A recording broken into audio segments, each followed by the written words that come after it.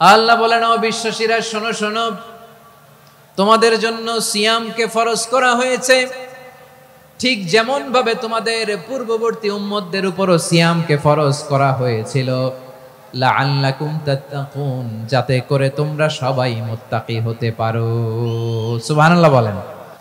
আল্লাহ বলেন, রমাদান এমন একটা মাস যে মাসে কোরআন নাজিল করা হয়েছে, আর এই কোরআন হচ্ছে বিশ্ব মানবের জন্য পথ নির্দেশিকা, হেদায়েতের সুস্পষ্ট বর্ণনা এবং সত্য মিথ্যা পৃথক করার আসমানি মানদণ্ড রূপে জামিনে আমাদের জন্য কোরআন নাজিল করেছে কে?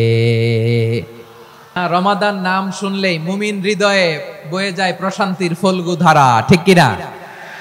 একটা আনন্দ, একটা উচ্ছ্বাস আমাদের হৃদয়ের মধ্যে চলে আসে। রমাদান সাইয়্যিদুশ শুহুর, 12 মাসের মধ্যে সবচাইতে শ্রেষ্ঠতম মাস রমাদান আল মুবারক আসছে। আত্মশুদ্ধির মাস, আত্মসংশোধনের মাস, শুদ্ধাচারের মাস, নিজেকে আলোকিত করবার মাস, ঠিক কিনা বলেন? এই রমাদানুল মুবারকে আমাদের কি করণীয়, কি বর্জনীয়, what to do and what not to do, এই টপিকসের উপর কিছু কথা আপনাদের সামনে উপস্থাপন করব ইনশাআল্লাহ। ওমা তাওফীকি ইল্লা বিল্লাহ। আমার প্রিয় ভাইয়েরা, আমি আমার খুতবার শুরুতে সূরা বাকারার 185 নম্বর আয়াত তেলাওয়াত করেছি, যেখানে আল্লাহ তাআলা কোন মাসে কোরআন আল কারীমকে, মহাবিশ্বের মহাবিশ্বয় কোরআন আল কারীমকে এই পৃথিবীতে নাজিল করেছেন সেটা আমাদেরকে জানিয়েছেন। আল্লাহ তাআলা ইরশাদ করছেন, শাহরু রমাদানাল্লাযী উনজিলা ফীহিল কুরআনু হুদাল লিন্নাস ওয়া বাইনাতিম মিনাল হুদা ওয়াল ফুরকান। আল্লাহ বলেন, রমাদান এমন একটা মাস যে মাসে কোরআন নাজিল করা হয়েছে, আর এই কোরআন হচ্ছে বিশ্ব মানবের জন্য পথ নির্দেশিকা, হেদায়েতের সুস্পষ্ট বর্ণনা এবং সত্য মিথ্যা পৃথক করার আসমানি মানদণ্ড রূপে জামিনে আমাদের জন্য কোরআন নাজিল করেছে কে? আওয়াজ করে বলেন তো, আল্লাহর নাজিল করা এই কোরআনে কোনো ভুল আছে? সবাই বলেন নাই। সবাই বললে এতটুকু আওয়াজ হয় আমি বিশ্বাস করি না। গলা ছেড়ে দিয়ে বলেন, আল্লাহর নাজিল করা এই সর্বশেষ আসমানি কিতাব আল কোরআনে কোনো ভুল আছে? সন্দেহ আছে? সংশয় আছে? বিয়ন্ডলেস, বাউন্ডলেস, বটমলেস, এমন কিতাব যেটা পড়ে গবেষণা করে এর তথ্য, উপাত্ত, ইনফরমেশন, লেসন নিয়ে শেষ করা যায় না। সুবহানাল্লাহ। আল্লাহ বলেন, এই কোরআনকে আমি রমাদানে নাজিল করেছি, যেটা বিশ্ব মানবের জন্য পথ নির্দেশিকা। এতে আছে হেদায়েতের সুস্পষ্ট বর্ণনা আর সত্য মিথ্যা পার্থক্য করার মানদণ্ড, কোনটা সত্য কোনটা মিথ্যা এটা কোরআন দিয়ে ডিফারেন্সিয়েট করা যায়। কোরআন হচ্ছে ফুরকান, to differentiate between right and wrong. কোনটা সত্য, কোনটা মিথ্যা, কোনটা ভুল, কোনটা নির্ভুল, এটা কোরআন দিয়ে যাচাই করা যায়। চিল্লায় বলেন ঠিক কিনা? এজন্য এই কোরআন দিয়ে আমাদের জীবন সাজাতে হবে। কোরআন দিয়ে জীবন না সাজালে জীবন আলোকিত হয় না। কোরআন দিয়ে পরিবার না সাজালে পরিবার আলোকিত হয় না। কোরআন দিয়ে সমাজ না সাজালে সমাজটা শান্তিময় হয় না। শুধু দুর্নীতি দমন কমিশন দিয়ে দুর্নীতি বন্ধ করা যায় না। কোরআনের আইন বাস্তবায়ন করা ছাড়া এই সমাজ থেকে দুর্নীতি বন্ধ করা যাবে না। চিল্লায় বলো ঠিক কিনা? আমার প্রিয় ভাইয়েরা, এই কোরআন নাজিল হয়েছে রমাদান আল মুবারক, এই বরকতময় মাসে। তাই আমাদের উচিত এই মাসে আসন্ন যে রমাদান আল মুবারক, এই রমাদানে কোরআনের সাথে নিজেদের সম্পর্ককে বাড়ানো। আমার প্রিয় চাঁপাইনবাবগঞ্জের ভাইয়েরা, আমরা কি আসন্ন রমাদানে কোরআনের সাথে আমাদের অ্যাটাচমেন্ট, সম্পর্ক বাড়াতে চাই? চান সবাই? আপনি কি জানেন কোরআন নিয়ে কোন ফেরেশতা পৃথিবীতে এসেছিল? জানেন? ফেরেশতার নাম কি বলেন তো? জিবরিল আলাইহিস সালাম। একটু খেয়াল করে শুনেন, কান দুটো খরগোশের কানের মতো খাড়া করে আমার দিকে তাকান। সাইয়েদনা জিবরিল কোরআন নিয়ে এসেছেন, ফলে উনি হয়েছেন শ্রেষ্ঠ ফেরেশতা। বিশ্ব নবীর উপর কোরআন নাজিল হয়েছে, তাই তিনি হয়েছেন শ্রেষ্ঠ নবী। রমাদানে কোরআন নাজিল হয়েছে, তাই রমাদান হয়েছে শ্রেষ্ঠ মাস। কদরের রাতে কোরআন নাজিল হয়েছে, তাই কদর হয়েছে শ্রেষ্ঠ রাত। আমরাও যদি কোরআনের সাথে সম্পর্ক বাড়াই, আমাদের মর্যাদাও এরকম, আমাদেরকেও শ্রেষ্ঠ মানুষ বানায় দিবে কে? এজন্য কোরআনের সাথে সম্পর্ক বাড়াইতে রাজি আছেন তো? যারাই কোরআনের সাথে সম্পর্ক বাড়ায় এদের মর্যাদা বাড়ায় দেয় কে? দেখবেন আমাদের হাফেজে কোরআন, তারা ইন্টারন্যাশনাল কোরআন কম্পিটিশনে যে গোটা বিশ্বকে পেছনে ফেলে প্রথম পুরস্কার নিয়ে আসে। এত ছোট ছোট বাচ্চা, ও সমাজ বোঝে না, রাজনীতি বোঝে না, টাকা পয়সা বোঝে না, কিচ্ছু বোঝে না, কিন্তু গোটা বিশ্বে ওকে সম্মানের চেয়ারে আসীন করেছে কে?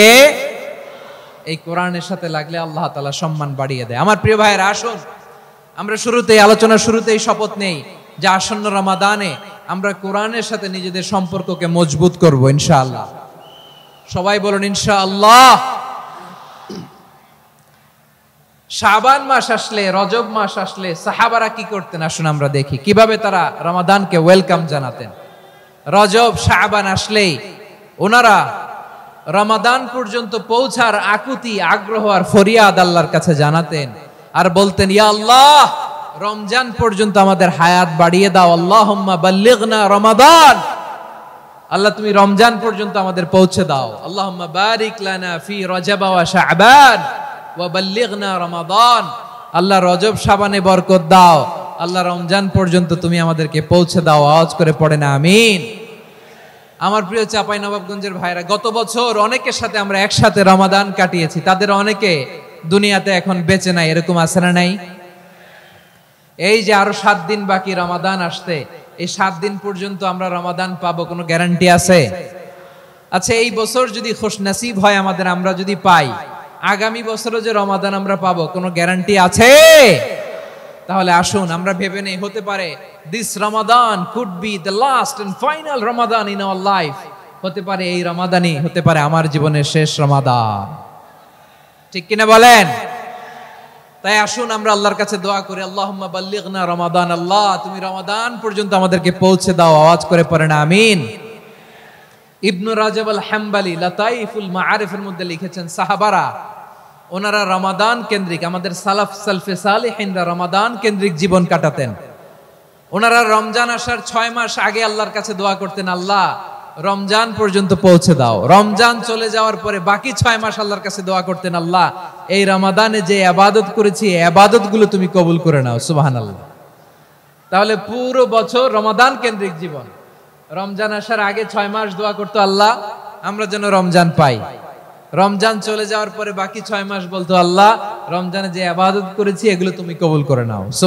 আবার এই শাবান মাসে আল্লাহর হাবিব সাল্লাল্লাহু আলাইহি ওয়াসাল্লাম সবচেয়ে বেশি রোজা রাখতেন। কানা ইয়াসুমু শাবানা কুল্লাহ, সবচেয়ে বেশি রোজা রাখতেন শাবান মাসে।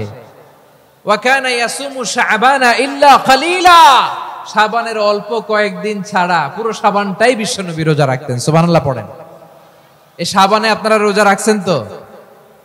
রাখছেন? আল্লাহ তুমি কবুল করো, আমরা সবাই পড়ি আমিন। এই শাবান শেষে আমাদের মধ্যে আগমন করবে রমাদান, এবং এই রমাদানুল মুবারক আল্লাহ তাআলা আমাদের জন্য সিয়াম ফরজ করেছেন। কি ফরজ করেছেন?